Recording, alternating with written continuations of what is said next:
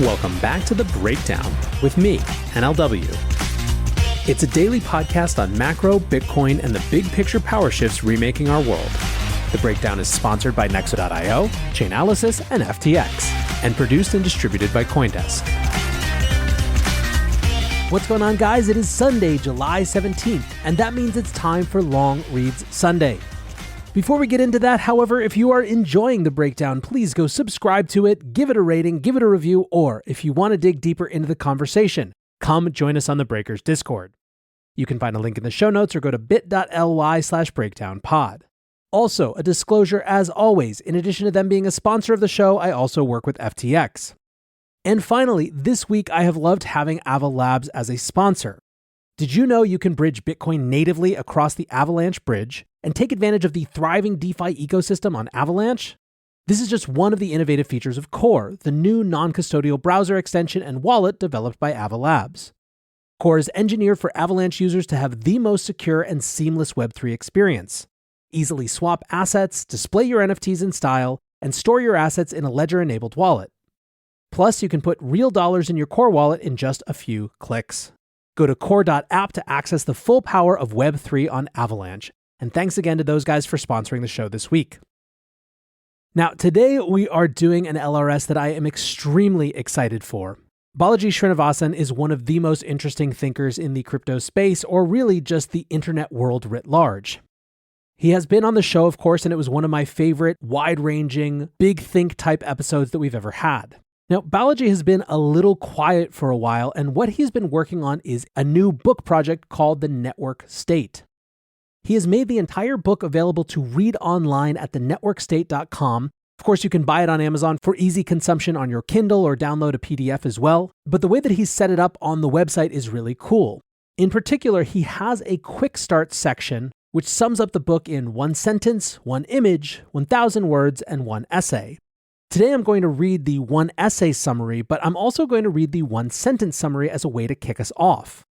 He writes, in one informal sentence, a network state is a highly aligned online community with a capacity for collective action that crowdfunds territory around the world and eventually gains diplomatic recognition from pre-existing states. When we think of a nation state, he writes, we immediately think of the lands, but when we think of a network state, we should instantly think of the minds. That is, if the nation-state system starts with the map of the globe and assigns each patch of land to a single state, the network state system starts with the 7+ billion humans of the world and attracts each mind to one or more networks. Here's a more complex definition that extends that concept and preemptively covers many edge cases. A network state is a social network with a moral innovation, a sense of national consciousness, a recognized founder, a capacity for collective action, an in-person level of civility, an integrated cryptocurrency, a consensual government limited by a social smart contract, an archipelago of crowdfunded physical territories, a virtual capital, and an on-chain census that proves a large enough population, income, and real estate footprint to attain a measure of diplomatic recognition. He sums up this one-sentence section, okay, that's a mouthful. It's lengthy because there are many internet phenomena that share some but not all of the properties of a network state. For example, neither Bitcoin nor Facebook nor a DAO is a network state, because each lacks certain qualities like diplomatic recognition, which are core to anything we think of as the next version of the nation state. So that, I imagine, is enough to get you excited, so let's read the network state in one essay. A proposition is not a nation, though it can become one. Here we describe a peaceful, reproducible process for turning an online community premised on a proposition into a physical state with a virtual capital, a network state, the sequel to the nation state.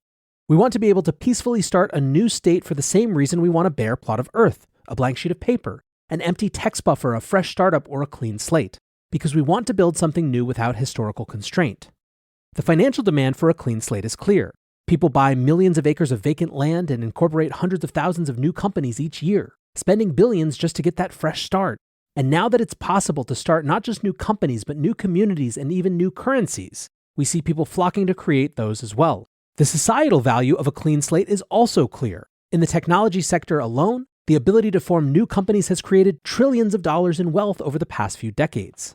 Indeed, if we imagine a world where you couldn't just obtain a blank sheet of paper but had to erase an older one, where you couldn't just acquire bare land but had to knock down a standing building, where you couldn't just create a new company but had to reform an existing firm, we imagine endless conflict over scarce resources. Perhaps we don't have to think too hard to imagine this world. It resembles our own. In the distant past, people could only write on clay tablets. In the recent past, they were executed for contemplating entrepreneurship. And in the immediate present, they are arguing over replacing an ancient gas station.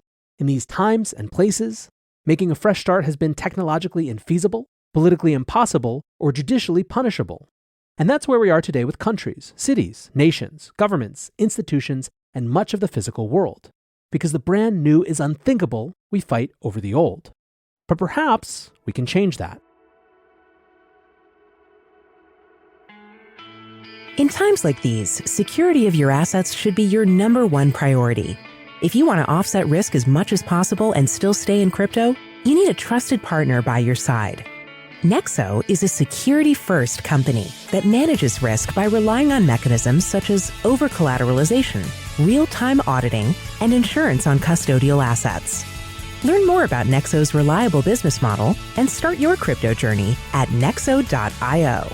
That's nexo.io. Eager to make more informed decisions around crypto? Chainalysis is here to help. Chainalysis demystifies cryptocurrency by providing industry-leading compliance, market intelligence, and investigations support for all crypto assets for organizations like Gemini, Crypto.com, and BlockFi. Gain unparalleled visibility and maximize your potential with the leading blockchain data platform by visiting us now at chainalysis.com/Coindesk. The Breakdown is sponsored by FTX US. FTX US is the safe, regulated way to buy and sell Bitcoin and other digital assets with up to 85% lower fees than competitors. There are no fixed minimum fees, no ACH transaction fees, and no withdrawal fees. One of the largest exchanges in the US, FTX US is also the only leading exchange that supports both Ethereum and Solana NFTs. When you trade NFTs on FTX, you pay no gas fees. Download the FTX app today and use referral code BREAKDOWN to support the show. How to start a new country. There are at least 6 ways to start a new country. 3 are conventional and 3 are unconventional. We will introduce them only to deprioritize them all in favor of a 7th. The most conventional way to start a new country involves winning sufficient power in an election to either A, rewrite the laws of an existing state, or B, carve out a new one from scratch with the recognition of the international community. This is the most widely discussed path and by far the most crowded, perhaps too crowded. Number 2, revolution. The second obvious way is a political revolution. We don't advise attempting this. Particularly momentous elections are sometimes referred to as revolutions, though a revolution frequently involves bloodshed. Revolutions are infrequent, but everyone knows that they mean a new government. Number 3, war. The third conventional way to form a new state is to win a war. We don't advise attempting this either. A war is, of course, not independent from the other two. Indeed, both elections and revolutions can lead to wars that end up carving out new polities. Like a revolution, a war is infrequent and undesirable, but it is a means by which to redraw state borders. Number 4, micronations. Now we get to the unconventional. The most obvious of unconventional approaches, and the one most people think of when they hear the concept of starting a new country, occurs when an eccentric plants a flag on an offshore platform or disputed patch of dirt and declares themselves king of nothing. If the issue with elections is that too many people care about them, the issue with these so-called micronations is that too few people care. Because a state, like a currency, is an inherently social affair, a few people in the middle of nowhere won't be able to organize a military, enforce laws, or be recognized by other countries. Moreover, while an existing state may be content to let people harmlessly LARP a fake country in their backyard, an actual threat to sovereignty typically produces a response with real guns, whether that be the Falklands or Sakhalin. Number 5, seasteading. Here's where things start to get interesting. Conceived by Patrick Friedman and backed by Peter Thiel, seasteading essentially starts with the observation that cruise ships exist and asks whether we could move from a few weeks on the water at a time to semi-permanent habitation in international waters, with frequent docking, of course. If the cost of cruise ships falls, this approach becomes more feasible. But while there are individuals who live on cruise ships year-round, we haven't yet seen a scaled example. Number 6, space. Perhaps the most prestigious of the start a new country paths is the idea of colonizing other planets. Unlike seasteading or micronations, space exploration started at the government level has been glamorized in many movies and TV shows, so it enjoys a higher degree of social acceptability. This path is typically received as temporarily technically infeasible rather than outright crazy. Elon Musk's SpaceX is one entity seriously contemplating the logistics of starting a new state on Mars. Number 7, network states. And finally, we arrive at our preferred method, the network state. Our idea is to proceed cloud first, land last. Rather than starting with the physical territory, we start with the digital community. We create a startup society, organize it into a network union, crowdfund the physical nodes of a network archipelago, and in the fullness of time eventually negotiate for diplomatic recognition to become a true network state. We build the embryonic state as an open source project. We organize our internal economy around remote work. We cultivate in-person levels of civility. We simulate architecture in VR, and we create art and literature that reflects our values.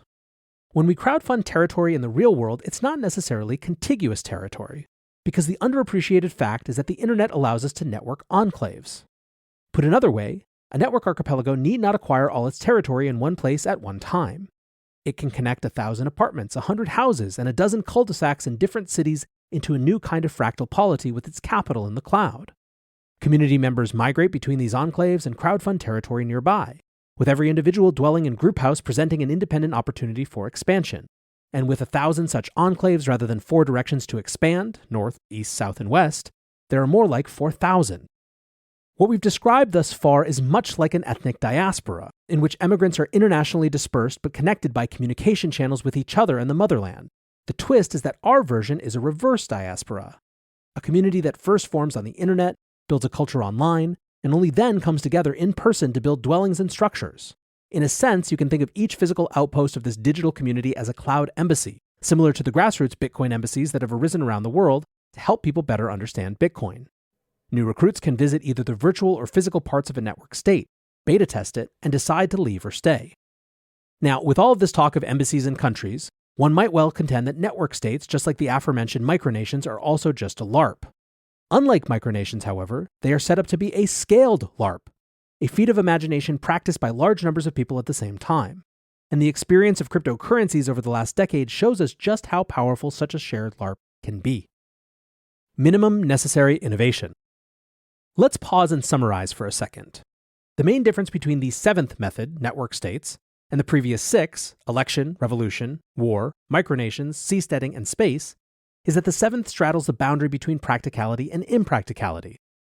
It is now feasible to build million-person online communities, start billion-dollar digital currencies, and architect buildings in VR to then crowdfund into reality. The network state concept stacks together many existing technologies, rather than requiring the invention of new ones, like Mars-capable rockets or permanent habitation seasteads. At the same time, it avoids the obvious pathways of election, revolution, and war, all of which turn ugly and none of which provide much venue for individual initiative. In other words, the network state takes the most robust existing tech stack we have, namely the suite of technologies built around the internet, and uses it to route around political roadblocks without waiting for future physical innovation. What counts as a new country? Having outlined these 7 methods, the careful reader will notice that we have played a bit fast and loose with the definition of what a new country is. First, what do we mean by a new country? One definition is that starting a new country means settling a wholly new territory, like colonizing Mars. Another definition is that simply changing the form of government actually changes the country, like France moving from the Second French Republic to the Second French Empire. Rather than using either these strict or loose definitions, we will use both numerical and societal definitions of a new country. The numerical definition begins with visualizing a hypothetical nationrealestatepop.com site similar to coinmarketcap.com, which aggregates the cryptographically audited census of startup societies aspiring to become network states. This dashboard would show in real time the number of community members, the acreage of real estate owned by those members, and the community's on-chain income. A startup society with 5 million people worldwide, thousands of square miles of discontiguous community-owned land, and billions in annual income would have indisputable numerical significance. This in turn leads us to the societal definition.